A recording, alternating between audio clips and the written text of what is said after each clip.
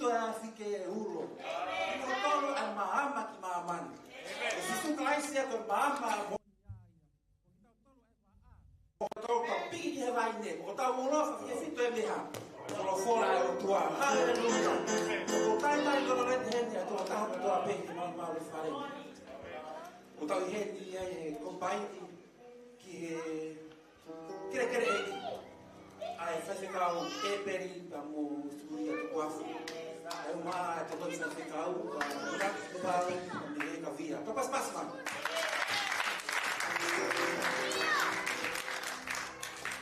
Tane tane atu heti a e Palesiteni lahi a World Tournament AOG. Palesiteni Niutoni Toeapi. Ai maa te hoa te funa fondoa. Te tau, te ao. Halleluja.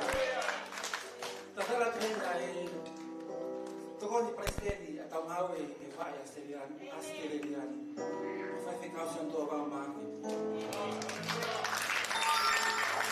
E maa o te whare e sista sana māke. Tatala trena a sista ni a papeki a kuaga petasoni pakamilalo. O tangi ki tau ki ini. Whataha i te whafko ini.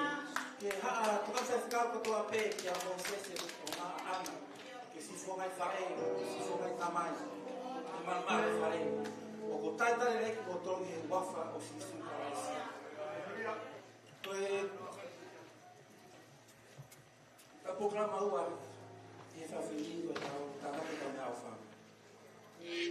Pea o kora treni ki a Tuagario ka maa Daniela. Daniela fona ki mo tunu ma te teo mai tanaki tau me au whanga. Oa whanolai te whafko ni o koto mai ane toi Filipai mai whanga. Nei a paula kai Filipai mo fia mau pe ke e ki koto ai anu ke mo fia. O de molo ko mo ua. O de mo mamahi. Awe ke e kia mai hori koto a pe iha. Lotu, koto hawhaki, koto whakawhetai. Tamai e paula ko tau kai mea kote mamana ko niki tau whakawhetai. Awe ke e kia fia. O tau whahai e tau whaki e whakko e ni, tau whaki e tau fia. E tau fia ne o stato tahe si suru. Ai pe kia i kāre wāre. O tau ki heni whakko e ni tau mau e mō tai kata. Ke resti, mahananga pera o tua. Kore kau hiwa kataki e wa te tina pe talaki o mea whaka. O akiki e eiki pe ake, e fia. O akiki e eiki pe ake, e fia. O akiki e eiki pe ake, e fia.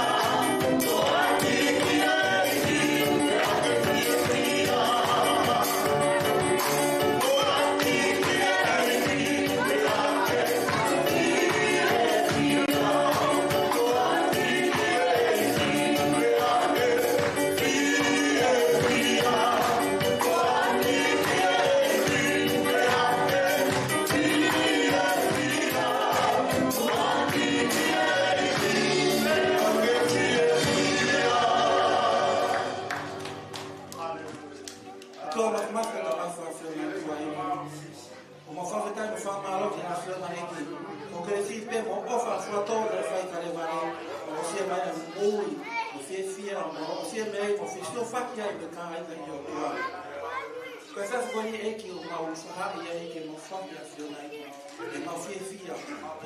Paula che cai te sono al caso. Fia ma è bene. Se fai che mi tua per l'otto da tu.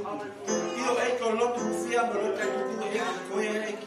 Lo tocco tu non la che ma mu ecco. Mo fa che ecco ma fia ecco che mamma ma mu poi da la casa. Fa forma per no allo spettacolo. Così su questo. Allora andiamo alla planina che sta tempo ma sta per la fiore. E va fare questo ma fa muy. Amen. Então, o cara quando fala que está vendo a pele com o leite ou não, e vai dar preço vai chegar.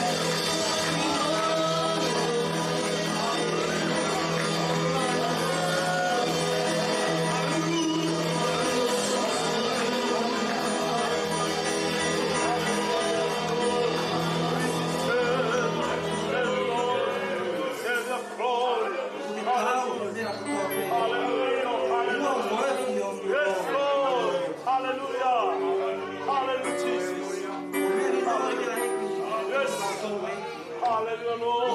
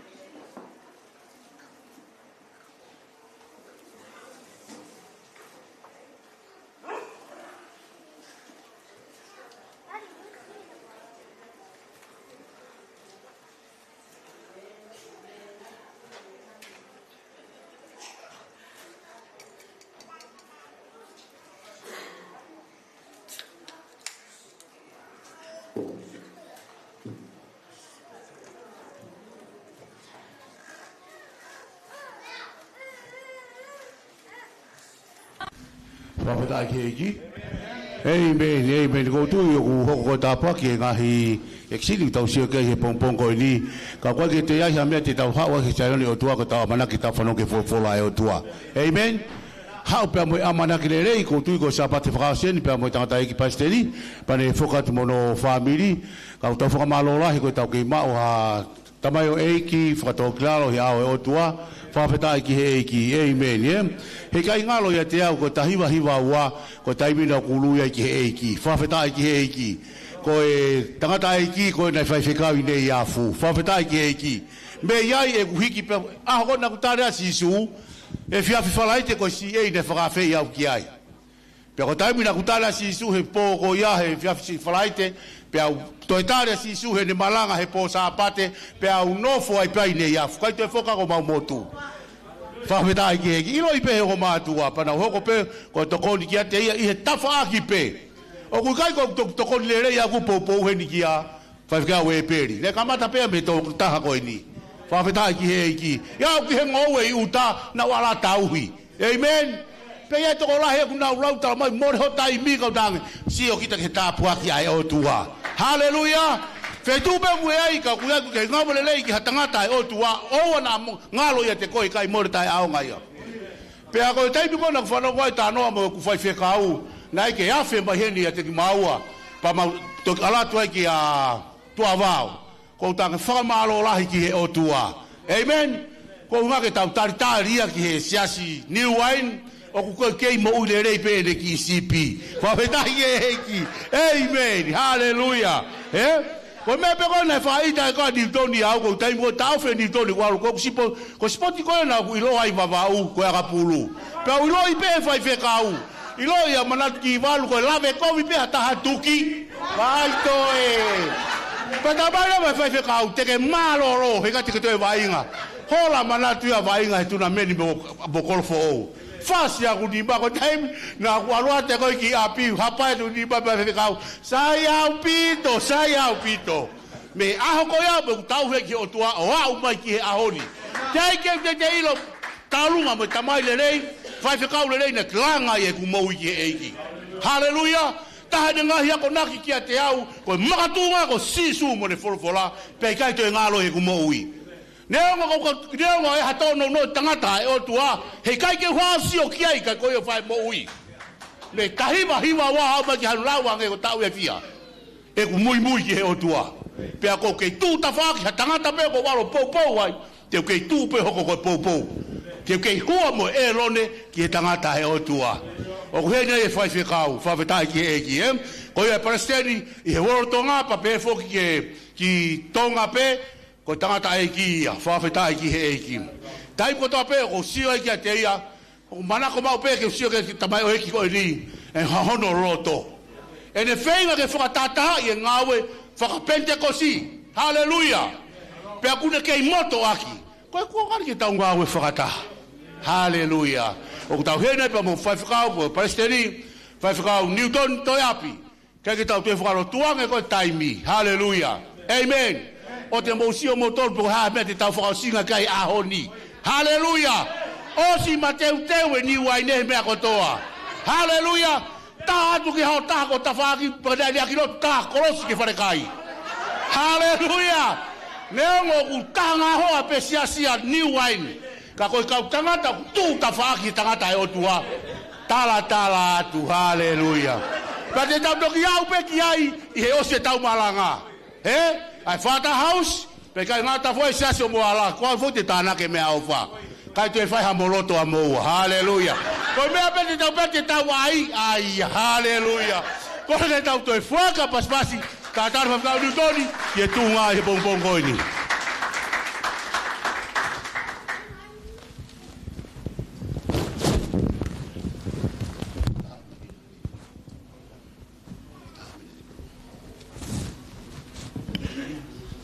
Test.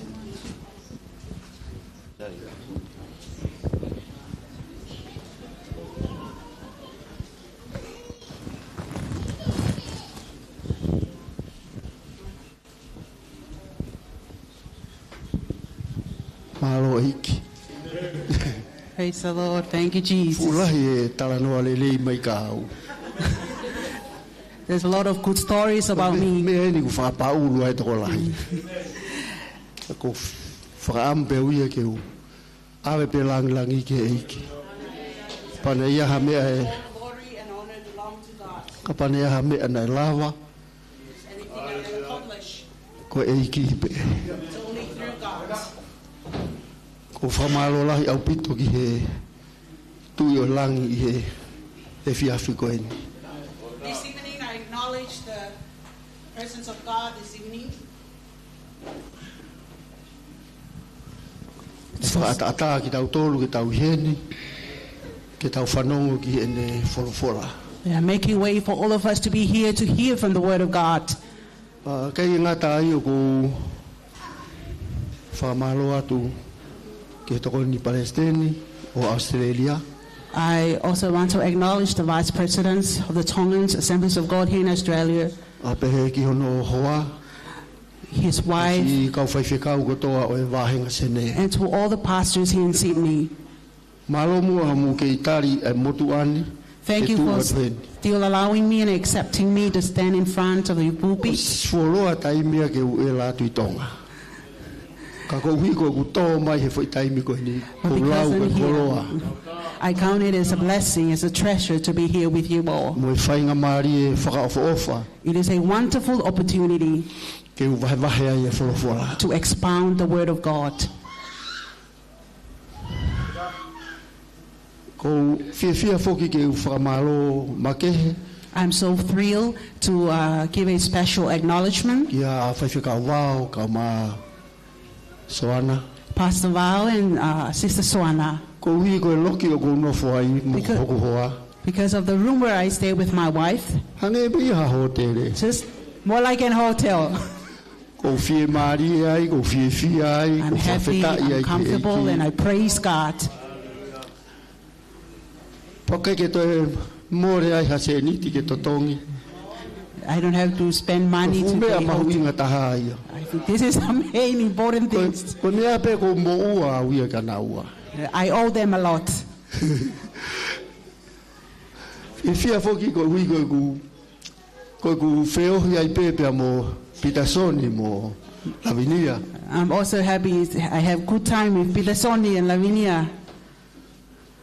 Ka ke u te whakamatala au ke whakaiki ki o Pitasoni. I won't details everything about Peter Sonny. He ko e tamaia me he lolo. Whawheta ai ki he eiki. Praise the Lord. Ko fia pe ke u whakamalo ia ki mo tolu kotoa. I'm so happy to acknowledge all of you Ko hui ko e komo loto le lei ke mo whakataha mai he ahoni. because of your kind hearts, so that we can all gather together here today. Pena ia i hao hau whakaite ita pepe ku ki hau. Kai te ke fuloto ke hau. If you were here, that your heart is not there. I can feel it. Ku ke hau pe koe. Ku ke ma pe ku If ke you hau come that you're rifia. shy or you fear, Ka ko whamalo at ho hau. but thank you for making your time to be There's a here. word for you this evening. There is a word for you, o guys. For follow get go if you're fini. Pa ko tui e hanga e ke o tāpua ki i koe. And I believe that God will bless you. E whakamore more pe te kei ke umalanga. Te utukuanga ki o uhoa. Te Before moloto I pe ki ai. preach, please, I give this time to my wife, Lea no Galalaini. no. Ha me tuku e ki honoloto. Miniti pe taha pe ua. 1 minute or 2 minutes or more than that. Whai pēne ki whai wahe pe utoki hau rewa. My wife, we share few things before I expound the word of God.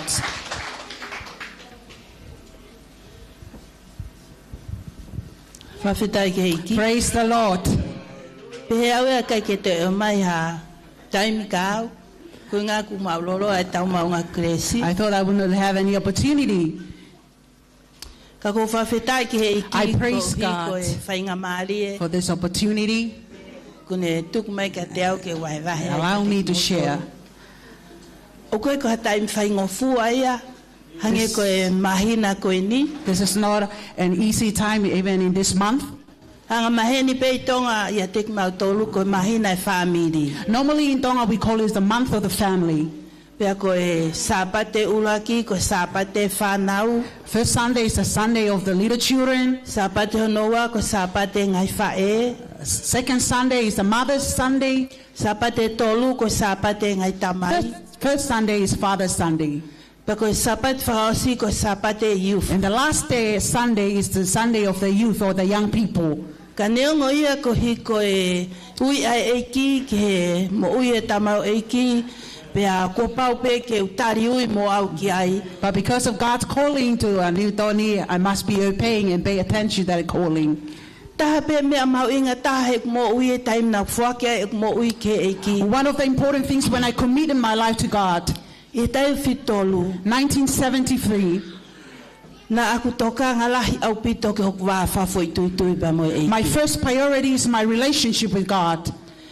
Ko pau pe ke ulau ek folfolai aho ko It is a must to read my words every day Pe au lotu. and pray. Pe au whienga ke whakaha ia ke ni I ke hea mea koe nai whai he eiki ke mo ui. And I try to express what God has done in my life, Neongo pe nai whai ngata au pito ia. even though it was so very difficult. I he taimi koe na e whakatonga I he kuonga mātu au kuia e mea kehe ia ku hātu mea When te my au. parents knows that the different things shows out through me, Ko hipe koe whaahinga tuku whakaholo ko tau tupa ke ai tonga. because we all know that our Tongan tradition. Pea na mau kau ki he lotu wesile ana. I was part of the Methodist Church in Tonga, Wasteland Church. Pea o whai whatongi ai o ngā ue ki he wesile ana. So I was part of the staff, or I worked for the church. Kano o kai ko ha mea e ke o hanga tuku hifo ai ai wesile ana. I won't put the Wesleyana down. Ka ko whaamu pe ke wahe atu ke te motole. Whainga mea lelei koe nai whai he eki me he taiwa fitolu. But I want Aho to share taha with nima. you what God has done in my life in the 1973, Aho taha nima me taiwa fitu tolu. 19 of May 1973. Na whaafe ea si so ke okuloto. I invited Jesus into my heart. Pe nai mo oni au pito e ala eki ke mo ui. The touching of Jesus was real to my life. Mo ilo e taimi ko ia. Na kiki taha whainga mea ke ne hanga to'o e mea koe nai whai e eki ke You okuloto. know, at that time, there's nothing can separate or take away what Jesus has done in my heart. Neonga nai whainga se tane ngai mea keke. Even though Satan tries many things Hu mai hok whamiri. through my family, Hu mai kuongo mātu a. my parents, Hau ke taim na tā mai, au ko ki hala. and there were times they chased me out from the house. Kamu ilo, But you know what? ko mea koe nai whae e ki hoku loto. What God has done in my life, Kai ke lawa ia to'o.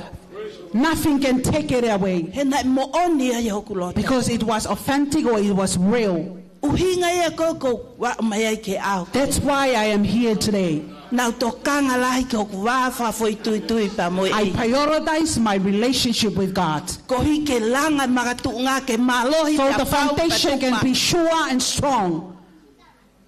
Mea ko hoko ai koe poupou le re ke hokoa. That's why I'm a good supporter to my husband. Pako whamalo ke eiki koe koe ne ui. I thank God for his calling. Pako whātawange pe ke hanga iki o whakaloto lahi tau tolu he whiaf koe ni. And I hope that God will encourage us this evening. O tau mo ui he kuonga whaka o. We are living in the last days. Whima o ke pau ho tau magatu unga. The foundation must be sure. Ko sisu, pe mone folofola, Jesus and his word ko pau pe ke magatu unga le lei ai tau mo. must be the main foundation of our life. Pa tau tupule ki nai, So we can grow.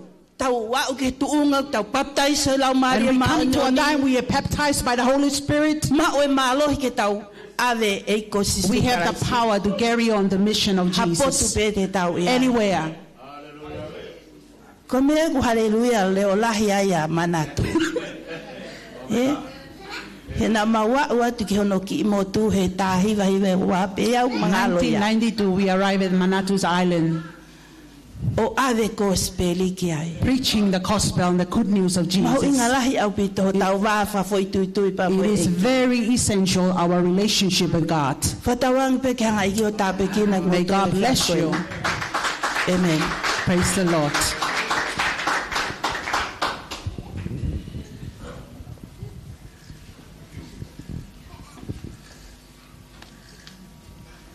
Mea le rei pe te aroholo mo e ne si he. koe hange koe lau. Koe mau peheni pe koe mau ngahi hoa. Koe mea koe mau ori mai ki mamani koe hoa. Praise the Lord. Manatu e au ia ku alu o lockdown I Hawaii. I remember when I was locked down in Hawaii I he taimi koe COVID. during the COVID. Ta ue taha mo mahina e mei tolu. 1 year and nearly 3 months. Koe ke iola pe mo ui mo e tokoni e ki he pou ai nesi ke lotu he My lotu. life was all about the supporting of my wife through prayers. That Lotu time. mo tangi She mo tae rata mo prayed umea and she koe. cried. O koe ia pe mo au. It's not only her and me. Kai ke he ko whamaro ke eiki. Thank God Koe maha au koe ni kuma le mui mai. Ke that we maha are au here whakataha together. pe. Ke tokoni I e ku maumea tokoni mo e umea koe ia. Ki wholofola koe ahoni o ku vespe taha. Our words for today, only one verse. Koe ni mango fulu mātaha Psalm 51. o sa me vesi hono fitu. Psalm 51 verse 7. Only one verse today. Kore pe kania ke ne lau atu. Psalm 51 verse 7. Purge me or purify me with hyssop, and I shall be clean. Wash me, and I shall be whiter than snow. Ka paugu ihe na ho o tohi tapu whatonga. If you have your Torah Ka taki pa Bible, ke lau whataha pe pa mo au. please can we all read this evening? Sa me ni mataha vesi hono fitu. Ua tolu. Ke whakamaa au aki a isope pe te umaa ai. Fufulu au pe te hinehina lahi I e uha hinehina. Kore ke whakamalumalu at pe I ngahi whakatapu. Whaau whaki atu me tu unga koe ni. Ata mo koe whainga maari e koe ni ke u wahe atu ai me ako tuku he eiki hoku loto. Whaapalahi whoki ki he kau whaiwhekau o mo ihe ni ahon. I highly respect all pastors that are here today, Kau maa kau whaiako e wholofola, Mosese, teachers and scholars of the word, Pastor Mosese, Pitasoni, Peterson, Potolo e kau ako ki wholofola. and to all of you who are here, scholars of the word. Hangepe ko ki ongo I apa he ahon. Koe kau skola e ni o e tohi tapu. Ku ongo I whaingata I au ki ure atu ka motolu. Ka kohui koe wholofola pe. But because of the word, Koe ki mea pere ku tuku he eki hoku loto ke u wahe atu mo ki this is what motolu. God has put in my heart to share with you. Ko ku whakaamu pe ke tāpua ki I motolu. I want to bless you all. Open your heart Te tāpua ki I ko he eki he so that ahoni. God will bless your heart today. Hallelujah. Hallelujah. Father, we thank you. We thank you for this great opportunity for Yes, us so God. to be here today. Hallelujah. Koe amanaki ke mauwakai, ke wholofola e a Fiona. Mautolu ke tangata pe iho ao e o tua. Hagu mau whakataha mai ki he lotolotonga o e a Fiona. O ku kehe ange ai lotolotonga o e a Fiona. He ku ke whai mea mana, pe o ke whai e mea lahi ka ki mautolu. O ku mau hau ki he lotolotonga e o tua. O ku whakapuriki ai ki mautolu. Ko ki mautolu koe tangata pe ka ku mau whakaamu ke ala mai ho lau maari e maoni o ni e ahoni. Thank you, Jesus. O ke tāpu I kina e mau whiohi. Toko ni mai ki o te mai o iki ule o mea whikau e ahoni. Toko ni I ania tene he whakatonu lea. Peke toko ni ki o kakai e o tua whakaawa o nau ngahi loto he ahoni. Hallelujah. Ka hoko mai ho wholofora. Kene tāpu I kina ki mautolu. I he huafa maa mo maoni oni o sisu kalaisi ko ho alo. Ka ko mau eiki, mo mau whakamo ui ka kai o tua ke nau pehe. Amen. Amen. Amen. Hallelujah. Koe ki konga mahu inga o sa me o ku whakaofo o whai ai. The important part of this psalm, I he lotu koe ni a te vita. this is the prayer of Ni David. mafulu mātaha o sa me. Psalm 51. Koe fo ilea koe isope. The word hyssop. Whakamaa a kiau a Purge me or isope. Purify me with hyssop, pe te umai. and I shall be clean. Fufulu e ku maui pe te hina lahi. Wash me, and I shall be whiter Hesi no. than snow. Hallelujah. Amen. Ko taimi ko tau whakaava ai tohi ke tohi sāme ni mga fulmataha. When we open the Bible to Psalm 51, O ku tau rau kamata me he vesi uluaki ai tangi a te vita.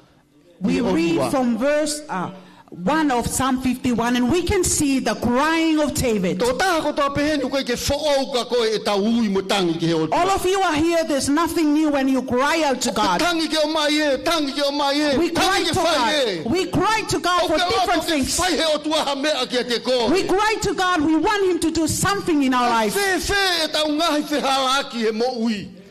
What about our failure or our mistakes? Ko o tuaha hunde tokai mananga ki tau tolu. God who sees and knows everything. O kou sio heni ki he tangata.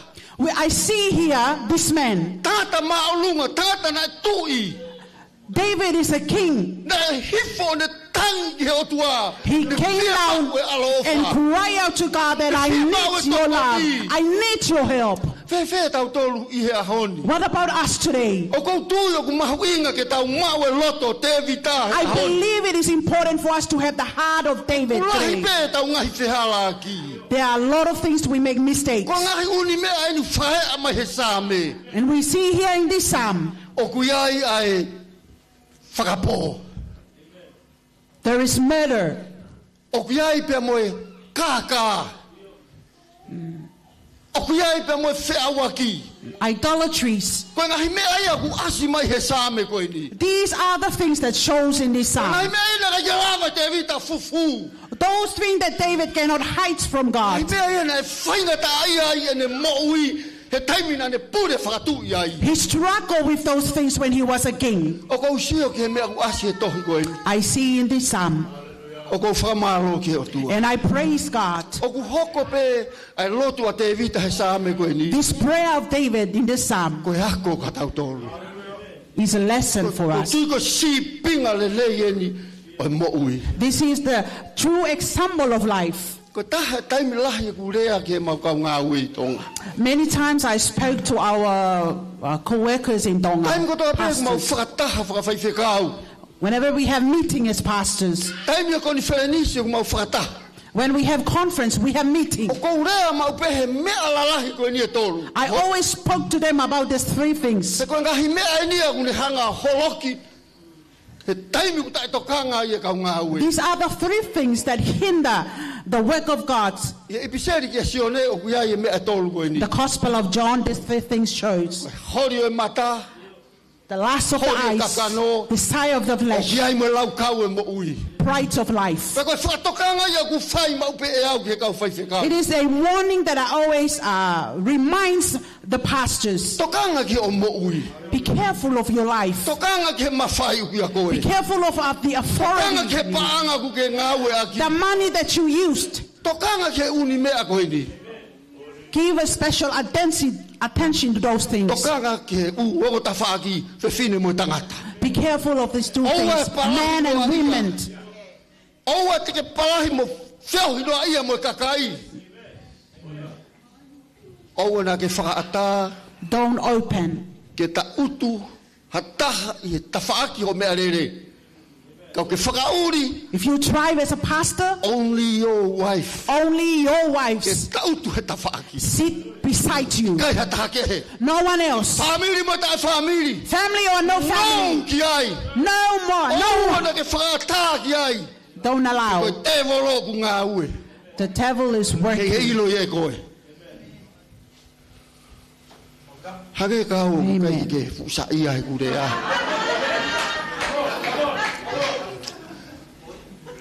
Hage ka o Hallelujah. ku ki ngaloku futa whaki koe ni. Mahalo pete ke whakakau o ke pehe. I can do it. Maybe you think you said, I can do it. Te rawa pe e au. Or I can do it. Te rawa pe e I au. can tolerate it. But one day. But one day, Iai pe aho. yaipe aho one day, Sio ke futanga talahi koe ni. we see the story of David. Ko haina ne amanaki e hoko e tui ke whainga tape. No one knows and expects these things will happen. Talu ke ti te ila e mo ui e tangatani. I don't want to details the life of David. Mo ui e te vita. I just speak from the life of David. You already know the last page of his life. You know the conclusion of David's life. You know what happens to King David.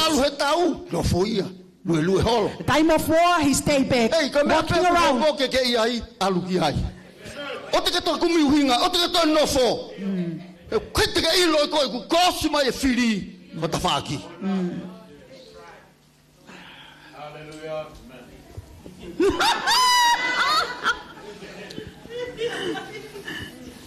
Hallelujah. Hallelujah.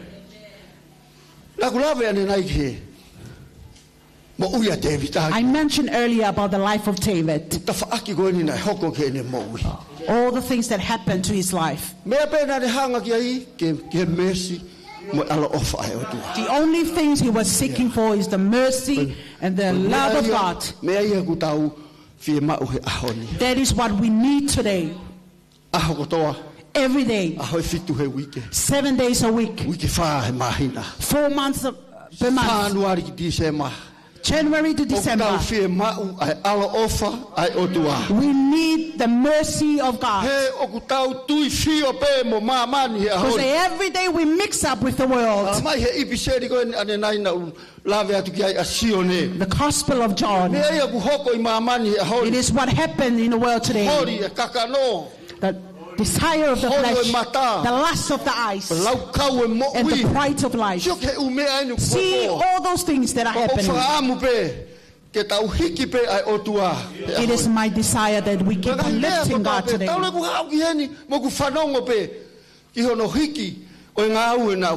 Every time I come at the same time, in the name of Jesus. My heart says, in the name of Jesus. I have to stay humble. So I don't have pride. And I think that I have accomplished anything. I won't have to think that I'm wise enough.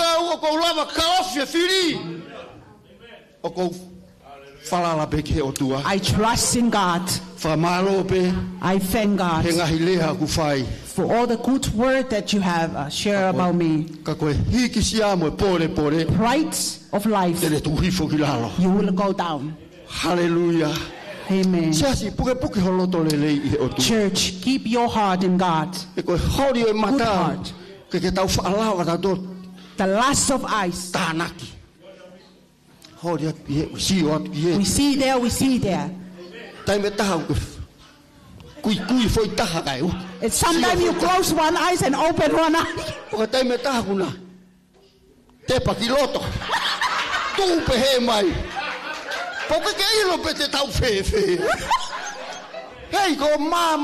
Hey, that's the world. A lust of eyes. Our eyes, we want that. We want that.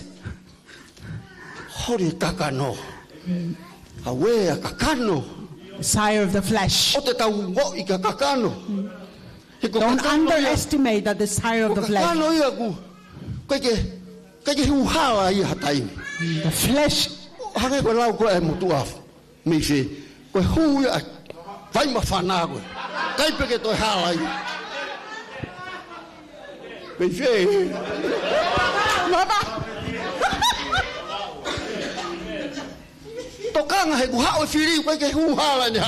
Be careful, the enemy can come anytime.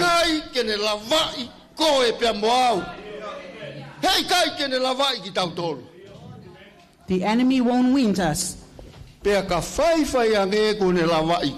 there are times that the enemy is because we see the life of the authority. Time of war, he stayed back. He has the authority. He sent the people. He sent the soldiers.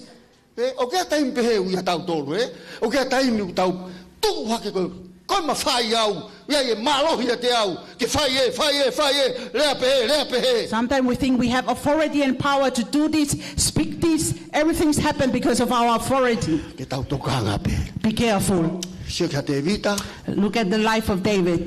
ke pe mai whiri ko hai ko tui koe. The enemy doesn't care whether you are king. Mai whiri ko hai e fu tui, talamau, whafofa, ma whai lahi. Ke pe mai he te wolo ia ko hai ata. Ko mea ko whamaro lahi he ni ki he otua. What I thank God for, Ko hui ko e kore, because of the na e whai e te ask, vita. the prayer of David. Te kai ke tawa o koe ki ai, ko whaamu ke tau sio ki e mea koe ni na ngai whihala ki a te vita. Te ke toki whoki o lau ia ua Samuela wahe tahataha, mo e taha ua. 2 Samuel chapter 11 and 12. Te ke toki lau ai o mahino le lei, ai mea na hoki a te vita. If you read, you have time and read it, you will understand what really happened to King David. Ka koe ku uinga i ku tāno atu ka mautolu he ahoni. So what I want to share with you today, Ko hui o ku kau whokia he ngahi palani ko a te vita, ke whakaponga ulaia ko hui ko hama. because this was one of David's strategies and his plan was to murder Uriah. He tau nofo whakalau maari he ahoni. Toko ua, tō whiwhine. As we're staying as a brother and sister in Ke spiritual kau realm, whewhikau, ke kau me mipa. there are pastors and there are members. Ko e whakapō e ni o ulahi taha e ahoni. Ko o nofo, ke whihia ke he tamako e. Whihia ke he tamako e. Te ke whihia ke he whaiwhikau, You hate the pastor, pe te ke whihia mai ki a or au. you hate me. Pe ke hoko ia ka koe anga i ku lea. It's not happened, but that's He lawa pe ke u alo The idea. ia. Ka ke toki pehe mai koe ko whoitua. backbiting. O pehe mea ko uhinga koe kia he ahoni. Ko ue ku rea e wholofola ka tau tolu. But the Ia ura Bible, ki sione wahe tolu ves tahanima. 1 John chapter 3 verse 15. Koe ngau e ai whiri he ahoni. It is the work of the enemy today. O ka pau ku tonu e ku ate vesi pe ku hala. Ka ko uhinga ni e ku lawe atu. Ko taimi ku tau whehia ai ki hataha ku tau whewhakapo aki pe. When you hate someone, you are murdering each Whakapo ia other. uongo taha he ahoni. Koe ko tahoka tamate i hataha ke awe ki whai toka. Ko tamate ni a ku whakairifia pe whakaririfu. This kind of killer is very serious. Na e hoko ia he mau moui i he mau ho mau wā koe ma whangkisiasi pende a kosi koe tonga. It was happened to us in our relationship with the other Pentecostal church E in whihi Tonga. ai Assemblies of God ke ki kulupu koe. Assemblies of God don't like Ki that small kulupu group, koe. Ki small kulupu group, koe. that group, Ki kulupu koe. different O groups. whai whekau e o siasi koe. Ko whetau raki atu. Kai tuku mai futeri ngā. Kai ke tuku mai mua e fofonga te mai. Say hello, mo umea koe ia. Ikai, koe ke lava. There's always a O ke tension. fuava he wahe ia he. There is a barrier. Ko hai e maalunga taha e ne siasi. Ko hai e Church is the mutāpua highest. ki. Which church is the most blessing church? Ko hai na ura ki tū. Which church was first established in Whanau Tonga? ngau he pehe. Ko Assemblies of God i Tonga. Ko Mother Church. Ka ku hala ia. O ku whehia pe. Ai si i ki he Mother Church. Whehia always ai a mother tension. ki ene child. Whehia pe hepe. There's always a tension between Lau AOG. i ta'u, lau i ta'u. For many years, O si mai Palesiteni, mui Palesiteni, mui Palesiteni. Au mai presidents ki after taimi o kuna e president, tuku he eiki e. coming to my mea mahuinga time, koe ni hoku God loko. really put this in my heart. Ke tuku a e tāmate, mo whi tāmate aki.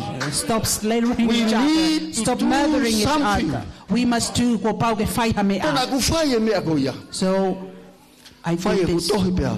I wrote a letter. Kore ki he taha ke ni hanga tufaki. Ai tohi ke whanga ki i kau whiwhikau e ngai All the kuru. letter was sent to different pastors, Ave ke nau tolu ke nau lau, pe ko ku whakawhi i nau tolu. Inviting Ku atu them. mo e aho. Ke i mana tui pe e au e wafe taha whaa. I remember 14. 2017,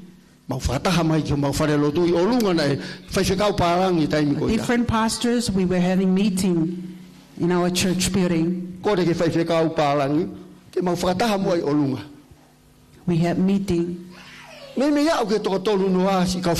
Nearly 30 pastors from different small churches, Pentecostal movement. So I spoke this to them. Only two things that God laid in my heart to tell you. We need reconciliation. There's no use if we look at each other. There's no use when we raise our hand and praise God. All those things, worships is wonderful. But there's something, there's a tension inside our hearts.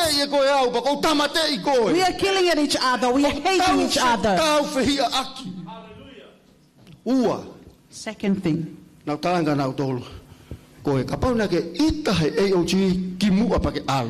If you were angry about AOG and you left AOG, I now open the doors. Any of you want to be with Assemblies of God? If you're angry, the former president, superintendent, this is a new. I open the door. Come as you are. Tell everyone. This is a good news from the Father. Children, come back to the Mother Church. If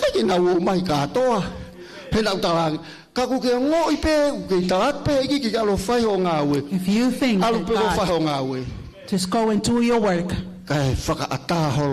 Open your heart. Let us live in harmony. There's no use of hating each other.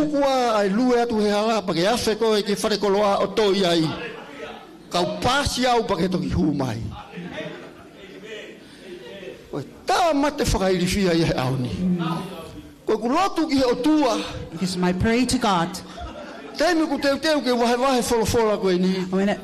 When I prepare to share this word, I pray that God will help us live in harmony, love each other, don't hate each other. We all in the same womb. Hallelujah. Hallelujah. 1973. It's the day of the conversion. It's the same thing.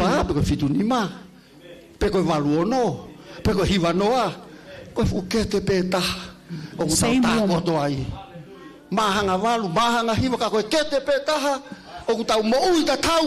We have the same life. We are purified by the blood of Jesus. Does anything happen? Remember the prayer of David. Verse 7. Purify or purge me with hyssop. Purify me with hyssop, and I shall be clean. Hallelujah. Purify.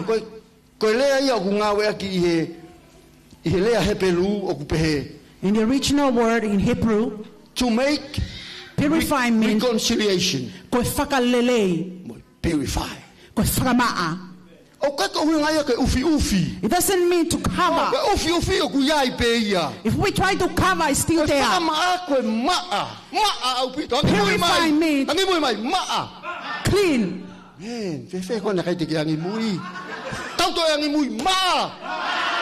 Hallelujah. Purify. Hallelujah. Hallelujah. That's the prayer of David in verse 7. Purify me, purge me with hyssop.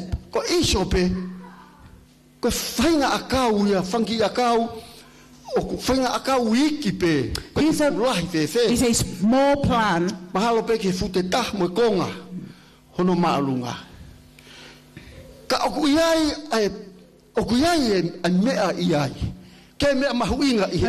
Something important about this plant, hyssop.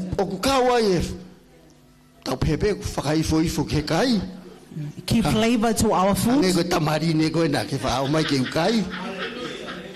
O ke fanga ki me ke pe fa kai fo kai. It gives flavor to the food. That's what he said. O ka wai pe mo me ko fa na mulele. It gives a good aroma.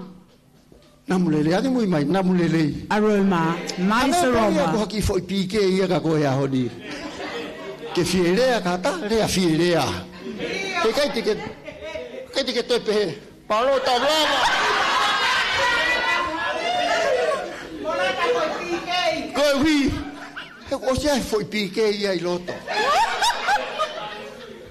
O le omi whakakau whakalau maari. So it gives us an idea, spiritual idea. O ku whea maa uke ke hufanga whakatapu. Nā mulele he wheitungo tōpe. We need a good aroma everywhere we go. Nā mulele whakaofa. Aroma and you look nice. Koe tāne lea maa lohi ke kakai whewhine. He pehe he wholofola. Oa na lahi peho tokanga ke ngahi mea koe itua. For the women. O koe ke hungai ku ta ofi. E ka pahe kai ke e tuku ho helu ho ulu ka ke hau pe ta helu. Oh. Ta mai wholofola ia. O ngata pehe mea whaka. Bible says not only the outward appearance, but the inside as well. Hallelujah. Fana pe koe kaloni tua he. Alumorunga moe. Kai fana moloto. Remember the spiritual life. Not only outside and we forgot inside. Because you slander inside. Oh, hallelujah. Be careful, everywhere you go, you must have a good aroma. Everywhere. Oh, this is a wonderful lady. When she speaks in the word of God. Learn from her because of her humbleness.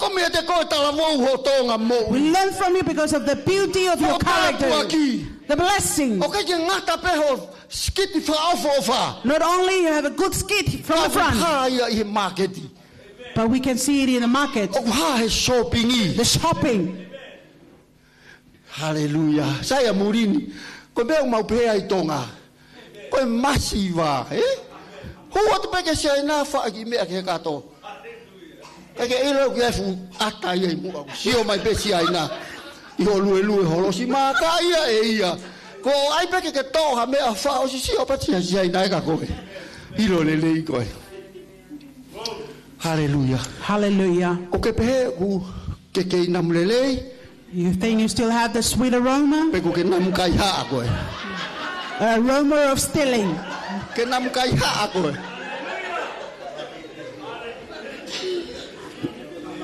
Well, hallelujah. Praise the Lord. Keep the godly aroma.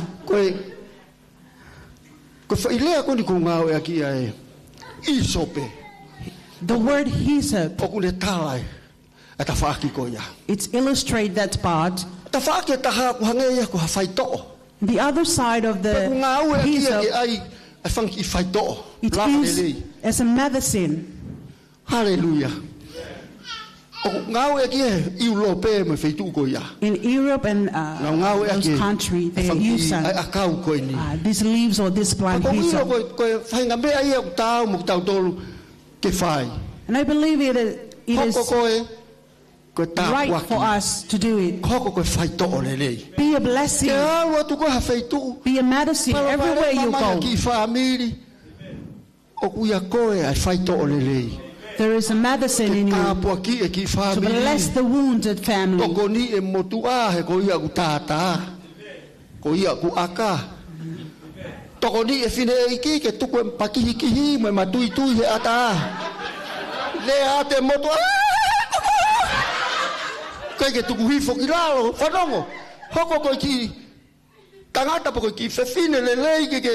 Be a good man and woman.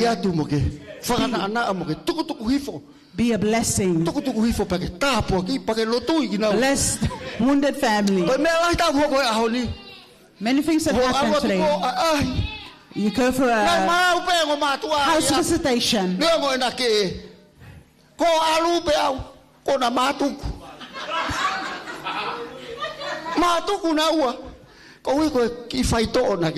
Because of the medicine you gave. Always remember. Hyssop. David says, purge me with hyssop, and I shall be clean. Never clean. All of us. Nothing can make us clean. Hyssop symbolized believe and trust in God to purify us with the blood of Jesus. Sometimes we pray we need the salvation of God, and then you confuse or double-minded. Am I clean or not? Am I saved or not?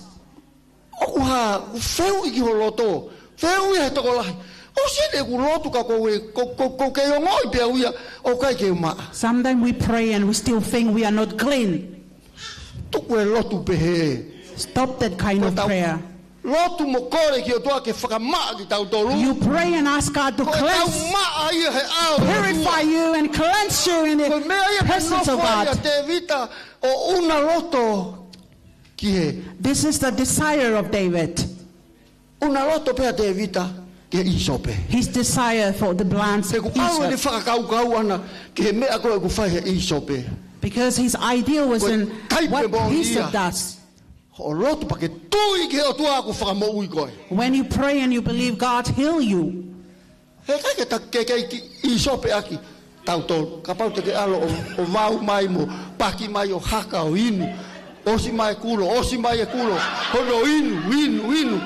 no. Are we talking about your spiritual life to rely on God? The God that purify and purchase. This is the prayer of David with a good expectation from God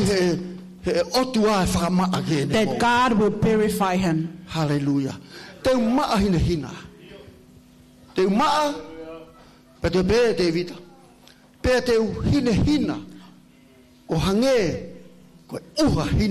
David says, wash me and I shall be whiter than snow. Hallelujah.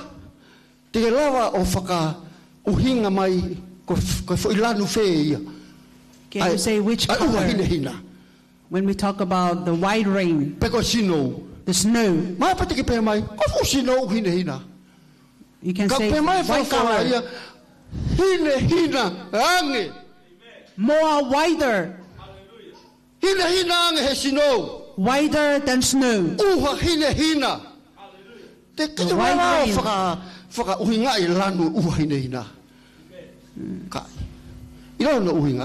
But it's me. When God purifies, when God purges you and cleanses you, it's clean. There is no stain because of the precious blood of Jesus. If we were still living in the Old Testament, hyssop was dipped by the high priest in the blood and sprinkled. The blood of the animal sprinkled over, so you can be clean, declared clean. If we still do that, we will run out of animals.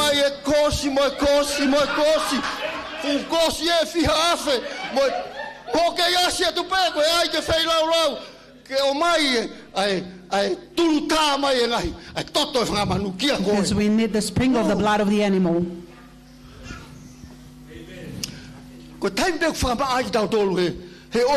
When God purges us or purify us or cleanse us, you are cleansed. I'm clean.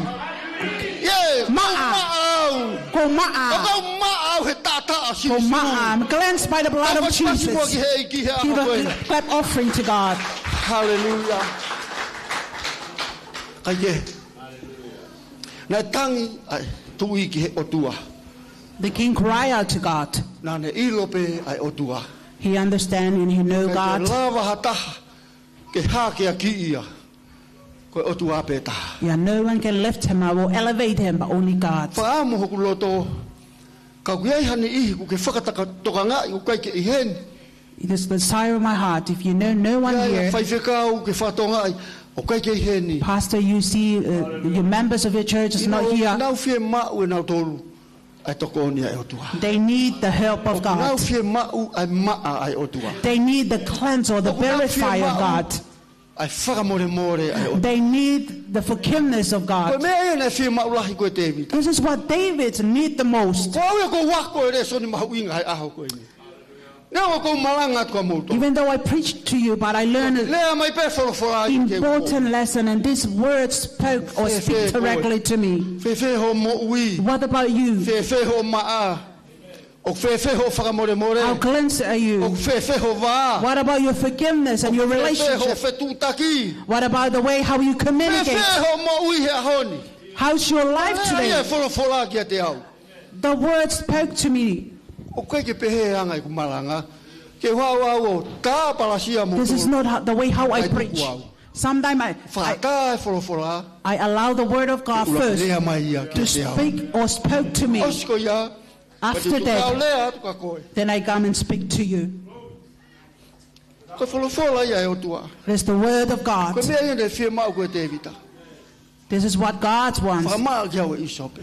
Cleanse me with hyssop, Pe te uma ai. and I shall be clean. Hallelujah. Te uma ngeu hangeha uha.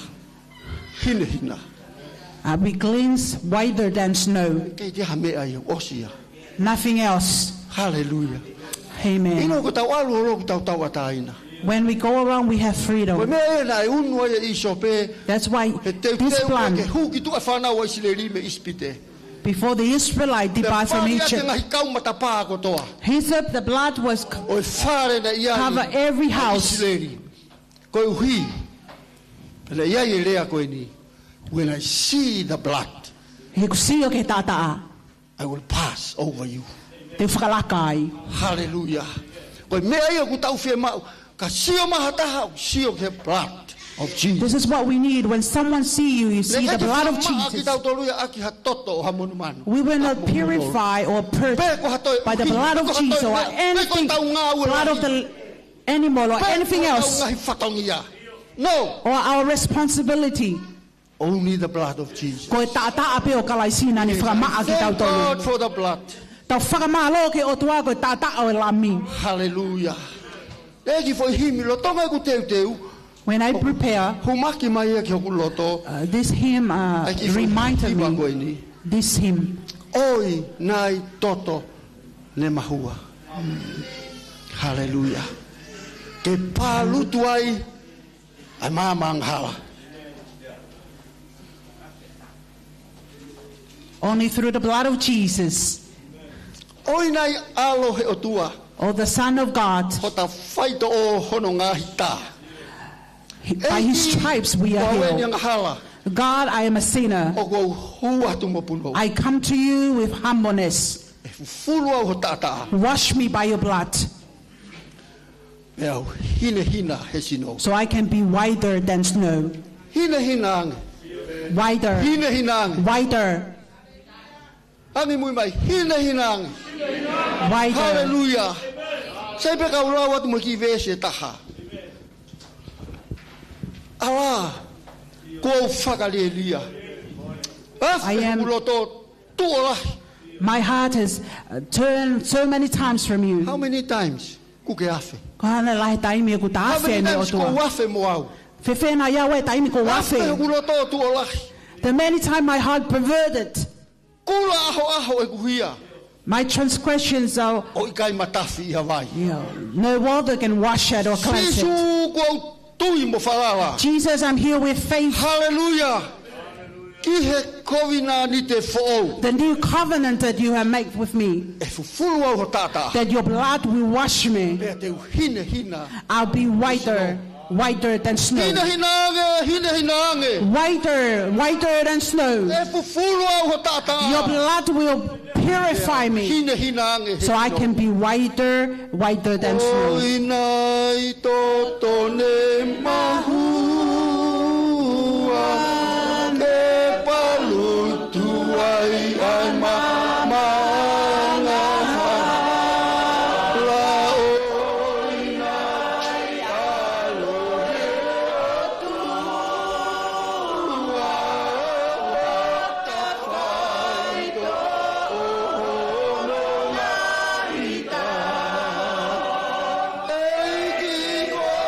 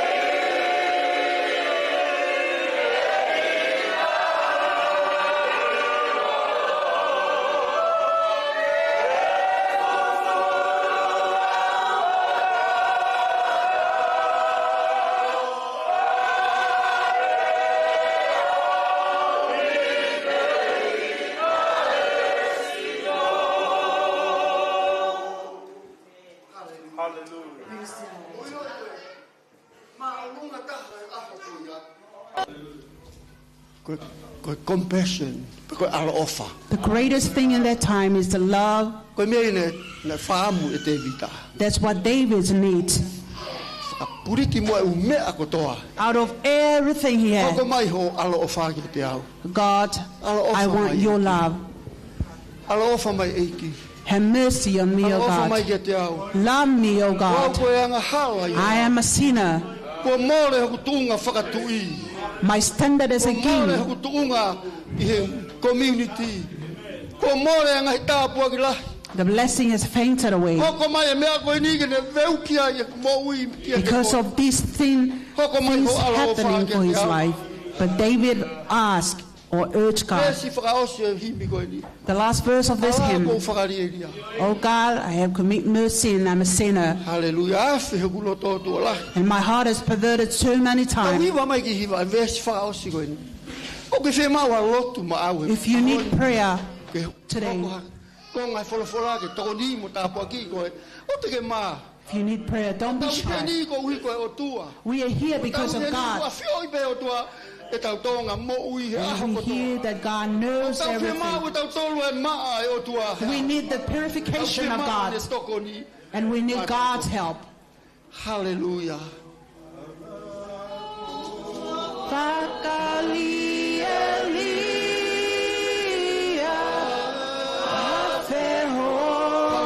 Hallelujah. Atape te koe.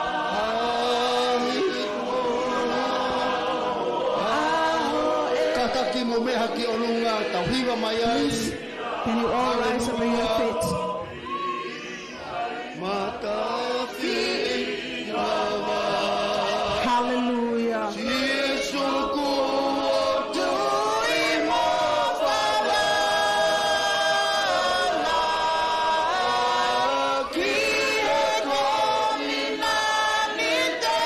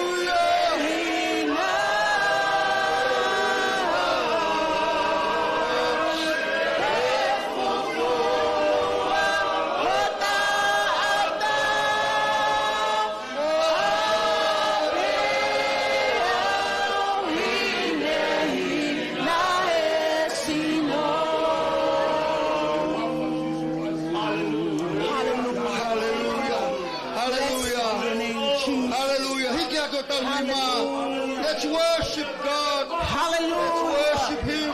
Praise is the name of God. Lord, we thank you for your Hallelujah. Hallelujah. for your We blessing. glorify your name, Jesus. Everything, Lord.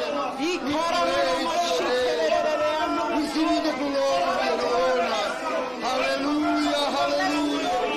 Hallelujah, hallelujah. Hallelujah, hallelujah. Oh, my Lord, my Lord, my Lord, Thank you, Jesus. Thank you, Jesus. my Lord, my Lord. Hallelujah. Hallelujah. Hallelujah. Hallelujah. Hallelujah. Hallelujah. Blessed.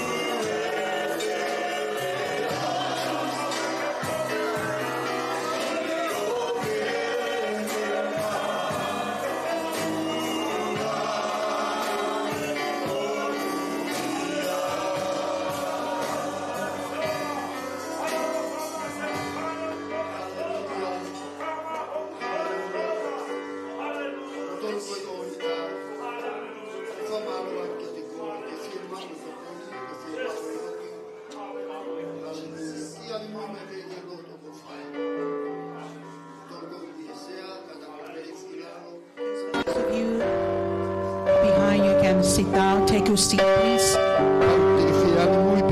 those of you in the front, please repeat after me this prayer. Hallelujah. Oh, sorry, God. Thank you for your words. I desperately need I desperately need your miracles. Hallelujah. I need you. Thank you, oh God. I open my life unto you. Just as what Ephesians does.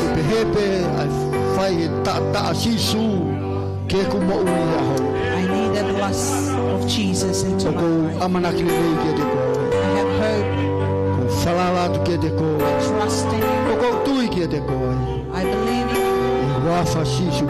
In the name of Jesus. Amen. Amen.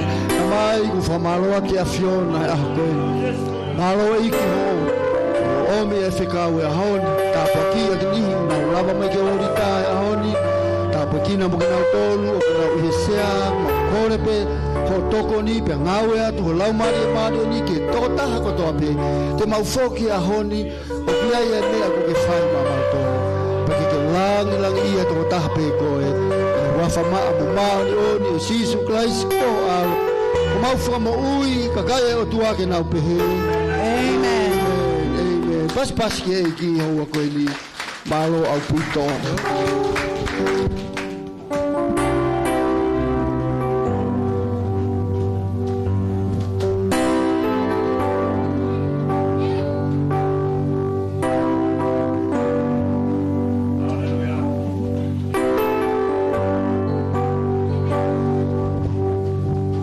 Praise the Lord. Hallelujah. Vivek daw de foca pas. Hallelujah.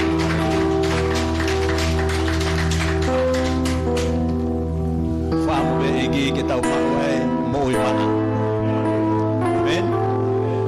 Ui ke tau tol ko de fanau, pau ke fata tau e fanau ki he tamai. Tau fata tau fa malo ko no nga ko folo ka ko ki kom e Palesiteni Niutoni. Tau lau ko e unga ia ko fa ko la ke tau tol. Malo atu ke ko e Palesiteni Niutoni. E ka be ho fa nga kalo. Ku whakakolo alahi ka teki mautolu I mulini e ku tātai taha pe taimi ke mau mau e whainga maari e ko ni paulau ko mau tāpua ki pa mo e whakamonu i re whakatawanga pe ki he eiki ke ne ke hanga tataki ki moa lai mai hala lahi kai lava ki toi whakamu ui mai mo hakakai kehe tau ke ngata pe I tonga ka pe fuki he otu muri pia ke mo manatua pe ki mautolu ko ni Australia ni ke ko mau takia Islam ke ke tonga ka fai fekau mau ngau e whakataha he kono hinga pe ka ke ngata pe ka kai tonga ka ko ngau tolu na fe ma e mo whakatawanga pe ke ne I ke ne tapu ke na ki mo e wa fasisu klaisi ko pe ka manatu ke kana ko mai o fa osia de tau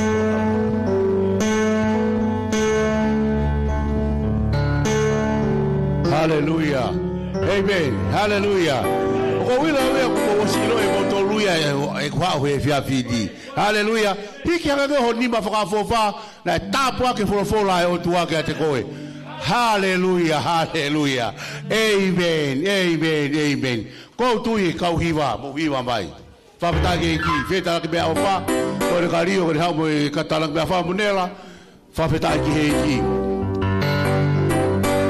Malatu ai ki he whanau atu he konferenisi ko ia e nai whai ko e tonga nai na toki osi tama ko na tanaki mea ofa ko ia e ko tua nai ita toko lahi ia mo ni whakipe masi ia ko mea ko no matu ko ki tanaki mea ofa Hallelujah nanga peheni ko kwa ke ula po whahau ko e paseni ko e pena e pehe osi maa watu ko e tau wahe pe ia ai si pe ia Hallelujah Amen. Osi mawe tau pa ngai ni waine mo na sie ke fa ki he ki. Taha noa fa ki he ki. Hallelujah. Kama ko te fe ma ko ta na ka no fo noa ta ai fa ki he ki. Pe mo fa ka wa Father house. Hallelujah. Pe mo fa ka wa. Rubai mo lai. Tai me fa ka ki. Hallelujah. Amen. Mata siasi. Hallelujah. Osi mahino e kupau. Amen. Hallelujah. Hau moa ngotana ke me faki muani. Hallelujah. Ona ke pe ko fakakano ikai. Osi fata fanoko ai peke ma holoto au. Hallelujah. Tare baba. Kapabla hiki honi ma. Fameta ki heki. Tau tapo ki e tangata e otua. Amen. Palo tau lo ta tole pe to foki mai e tau fo. Na ratu pepa hoka te uia e o tua ia ka te ia. Hallelujah. Oe. Kapabla e tapua ke folofola e o tua. Fai pe ko hofo aki. Hallelujah. Pe kusisi pe o kurahi. Ka kuafio he o tua koholoto ia koia pia. Amen. Fai ka fua na fimo matak pe alfa. Kataki mai ko o tapo o tapo alfa e po po ni. Fai hofo aki e wa fa. Kolo marohi Maukirai Amaoni Oni Wafa Oeki Kolo marohi Hallelujah Maukirai Amaoni Oni Mbolu ya pendo Wafa Mbolu ya pendo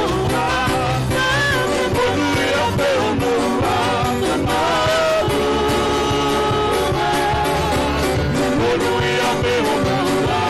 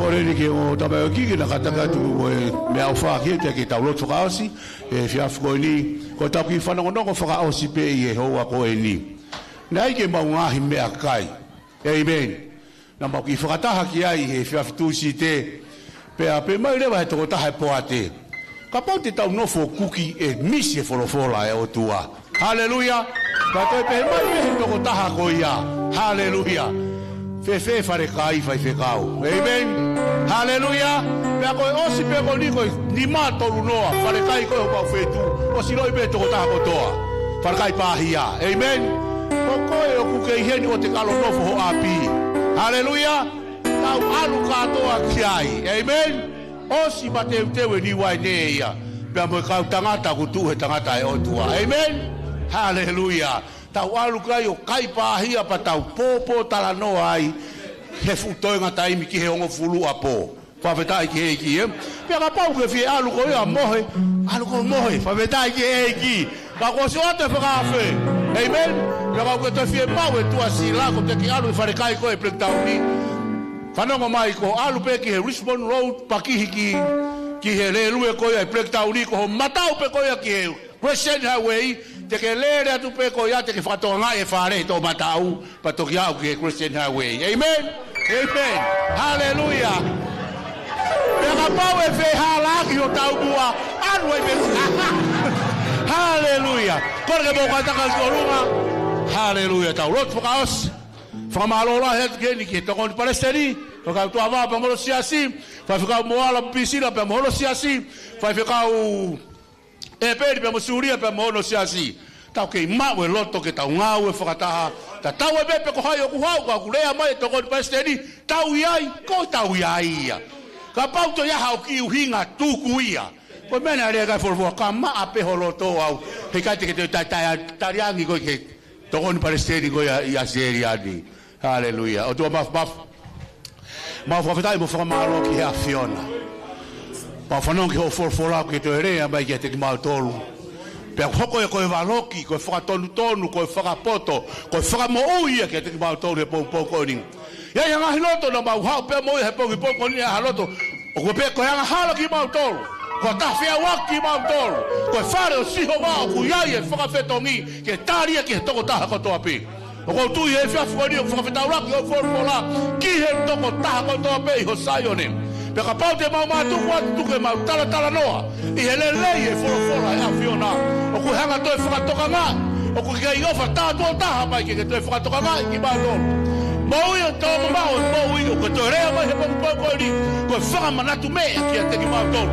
fie mau e mau ke mau hau moi o ku maa nioni ki e loto tonga o e a Fiona e koe whakau singai ma poro kalama he whiawhiko ni a Palesiteni e iwi nane rea aki toi whakafoki a te ke le toi lei he malai e wholofola e a Fiona ke hoko ate ne ngau e le lei ko ngā peko ngahi lau maari e kutari mai ke whaisiona o whakamou i he poko ni e ki ngai mea ko te bete mau whanonga atuai tau atu ke whare kai e ke whaose ma poro kalama e a Fiona tuko mau tala noa i he le lei a wholofola e a whanama mea ko te bete whai ke mau mai mou e kuanga whaose o mau mou e ki ko ngai a moe langa koe whakamalo ko tobe ma koe whewhia mo tokanga whakafoki whakatengua ko wha ia sisu karaisi koe hamau wha mo uim amen malo apito ni mātonu noa ka pau kuke hata whakatonu peno popo tala noa sio live ia i akapuru o te koe alu amen na whai pa ke tō he kai i he ahoni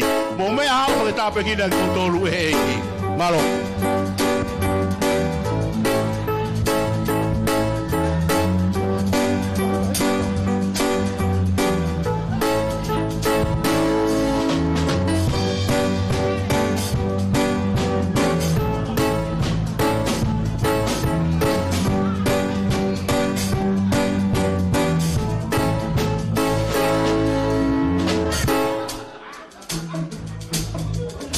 Viva!